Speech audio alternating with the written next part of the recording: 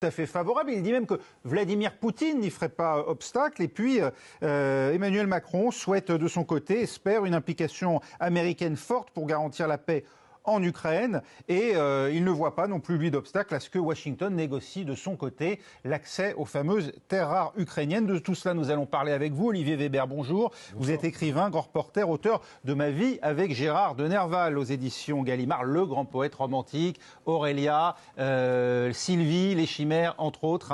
Mais ce n'est pas de ça dont vous allez évidemment nous parler aujourd'hui, puisque, évidemment, au cœur des discussions, dans le menu du jour, c'est bien sûr l'Ukraine. Vous revenez d'ailleurs vous-même d'Ukraine, c'était il y a une quinzaine de jours environ, un pays que vous connaissez bien, tout comme d'ailleurs les États-Unis. On va en parler avec vous.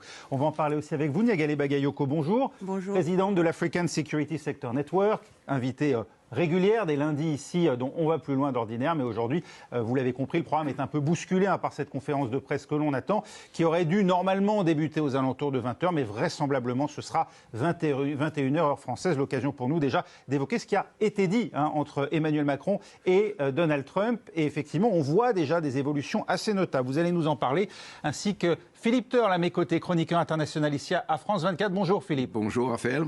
Vous-même, vous avez suivi cet aparté face aux journalistes, qui était d'une certaine manière une première conférence de presse déjà donnée un peu au débeauté entre les deux chefs d'État, dans une atmosphère, on l'a dit, très détendue, et avec des propos même de la part de Donald Trump qu'on n'avait pas l'habitude d'entendre ces derniers jours concernant l'Ukraine. C'est exact, et plusieurs annonces qu'on n'attendait pas non plus. D'ailleurs, le fait que Donald Trump soit d'accord pour accepter une force de maintien de la paix en Ukraine et informer les journalistes présents que Vladimir Poutine est également d'accord pour que cette force soit déployée en Ukraine, alors que la semaine dernière, rappelez-vous que le ministre des Affaires étrangères russe, Sergei Lavrov, avait dit que c'était absolument pas possible parce que, justement, une force de maintien de la paix qui venait de l'Union européenne et d'ailleurs, c'était la même chose que si l'OTAN avait déployé ses forces en Ukraine, donc c'était une fin de non-recevoir. Donc on a quelques contradictions dans ce que dit Donald Trump par rapport à la semaine dernière.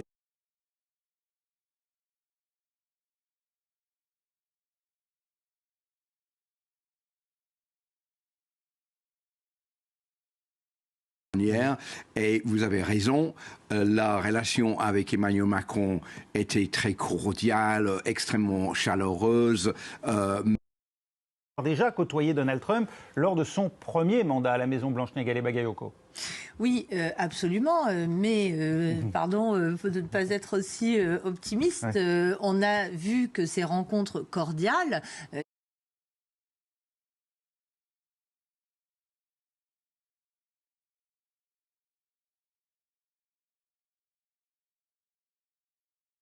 exactement. Ouais. Donc un appui. Bien évidemment, on ne force pas.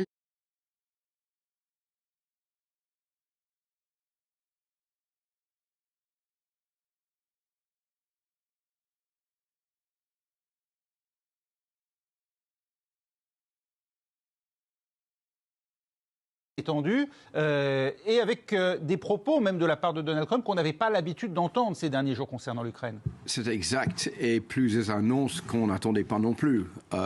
D'ailleurs, le fait que Donald Trump soit d'accord pour accepter une force de maintien de la paix en Ukraine et informer les journalistes présents que Vladimir Poutine est également d'accord pour que cette force soit déployée en Ukraine, alors que la semaine dernière, rappelez-vous que le ministre des Affaires étrangères russe, Sergei Lavrov, avait dit que c'était absolument pas possible parce que, justement, une force de maintien de la paix qui venait de l'Union européenne et d'ailleurs, c'était la même chose que si l'OTAN avait déployé ses forces en Ukraine, donc c'était une fin de non-recevoir.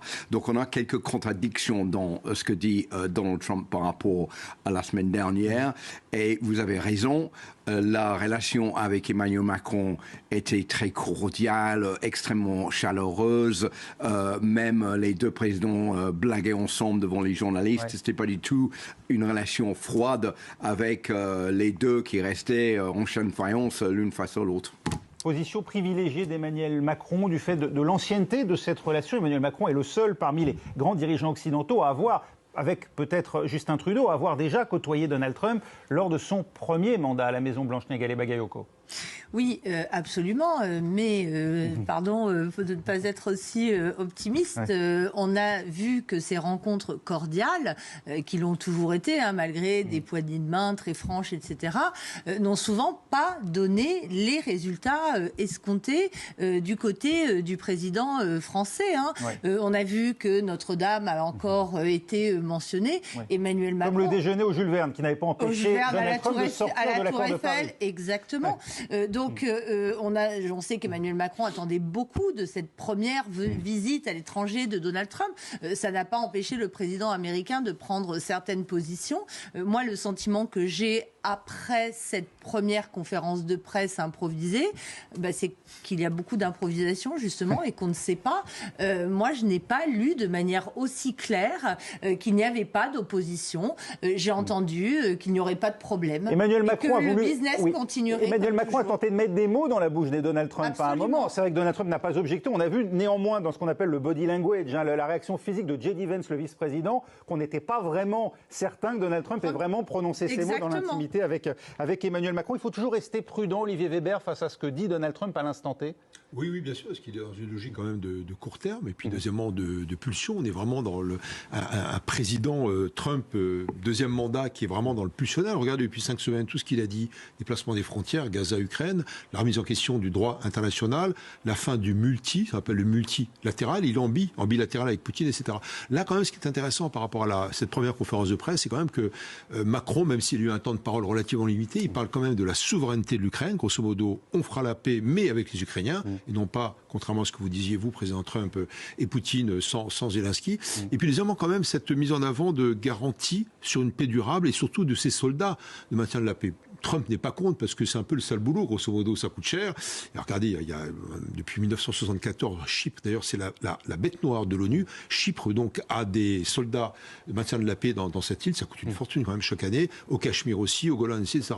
Là, c'est le sale boulot. En même temps, c'est une manière de mettre le pied dans la porte, grosso modo, et de rappeler que l'Europe existe. Deuxièmement, le voyage de Macron, il est intéressant aussi, à des fins de politique intérieure européenne en Europe, pour dire il y a une dynamique de la construction de la défense à créer. J'en suis le leader, sinon le porte-parole. Et en tout cas, donc c'est pas inintéressant. Je pense qu'il a quand même marqué des points aujourd'hui. Pierre Benazet est avec nous justement, direct de Bruxelles. On va évoquer cette dynamique européenne avant de retourner à Washington, voir Mathieu Mabin dans un instant. Pierre, c'est effectivement important compte tenu du contexte. Ça ne vous a évidemment pas échappé à vous. Hier, il y avait une élection en Allemagne.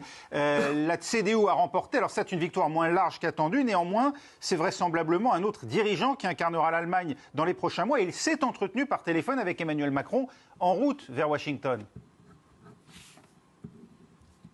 Oui, effectivement, et c'est quelque chose de très important pour les évolutions politiques actuelles de l'Union européenne. Évidemment, les Européens sont depuis hier soir dans